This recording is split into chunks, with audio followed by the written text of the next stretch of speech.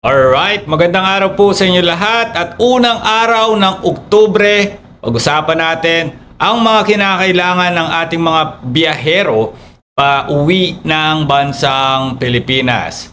Pero bago yan, I just want to remind you that still the DOH announces that there is no Nipah.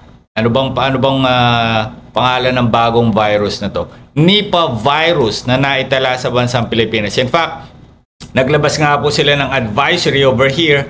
As you can see on your screen. Sabi dito, advisory mula sa Philippine Interagency Committee on Zoonosis sa Henapah virus. Okay, September 29 ito. Sabi dito, ipinapaalam nila na wala pang kaso na positibo para sa Nipah virus ang naitala sa bansa. Bagaman nagkaroon na ng kaso nito sa bansa noong 2014, walang bagong kaso o outbreak nito mula noon. Hinihikayat ang publiko na maging handa at gawin ng mga payo para maiwasan ang pagkalat ng sakit.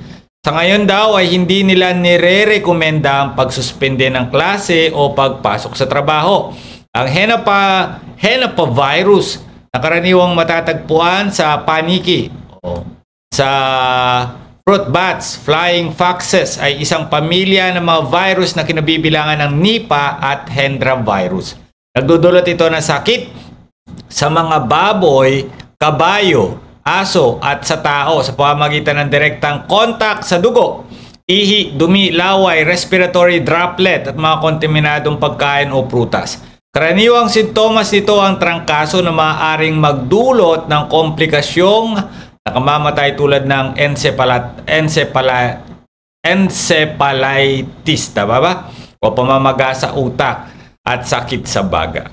So ibig sabihin mga kababayan, tuloy pa rin tayo sa ating mga requirements. Ano nga ba ang mga requirements na kailangan ng ating mga kababayang pauwi ng bansang Pilipinas? Wala hong nagbago. Actually, ito pa rin po yung mga kailangan natin.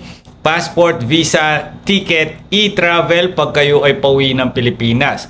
Kapag naman kayo ay pabalik ng Saudi Arabia, dagdag nyo lang dyan yung OEC. Or kung saan man kayo bansang pupunta, dagdagan nyo lang ng OEC. Siyempre, yung mga palabas ng Pilipinas ay nangangailangan pa rin po ng e-travel. Aside of sa OEC, kailangan natin ng e-travel. Dahil po noon pa man, tinanggal na nila ang departure card na pinalitan naman niyang e-travel. So kahit po anong mangyari, merong COVID, walang COVID, e-travel ay kasama na sa ating pagbibiyahe. So lahat ng mga uuwi, starting from now, October 1 and up to matapos ang Oktubre, yan at yan pa rin ang mga requirements. So magkakatalo na lang tayo dito kapag pumasok itong itong Nipah virus. And congratulations for all the winners ng LBC Panalo sa Padala raffle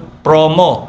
And if you want na manalo din ng grand prize na ₱250,000 at 7 na Suzuki Birdsman, panoorin lamang po ito. Get ready, kabayan! With LBC Panalo sa Padala Middle East. Pwede kang manalo ng ₱500,000.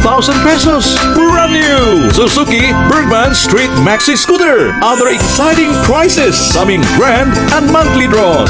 Simple lang makasali. Just avail any of our LBC holiday offers. You can also get a raffle entry when you send with LBC Kabayani Deal sa LBC. Panalo ka na sa discounts. Panalo ka pa sa premyo with LBC Panalo sa Padala Middle East.